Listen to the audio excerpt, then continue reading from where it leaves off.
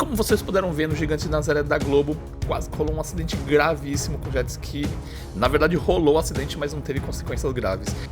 Isso me lembrou que algumas semanas antes, no Tudor Big Wave de Nazaré também, quase que rola um acidente bem grave envolvendo 2 jet skis e 2 surfistas. E esse incidente aconteceu no começo da 5ª bateria, quando a equipe amarela, com os brasileiros Michel de Bouillon e Ian Consensa, foram para a mesma onda que a equipe azul do britânico Andrew Cotton e o escocês Ben Lark. Agora imagina se os dois batem nessa velocidade e um dos jet skis pega no corpo do outro, ou pior, se o jet ski prensa a perna, alguma coisa de um dos pilotos. Notem agora por essa foto que ficou muito, mas muito perto deles baterem. Eu diria que coisa de centímetros. Mas graças a Deus não aconteceu a batida, não aconteceu nenhum problema, porque imagina ter que resgatar alguém ferido nessas ondas gigantes, né? E agora eu vou deixar vocês com as imagens, me dê imagens.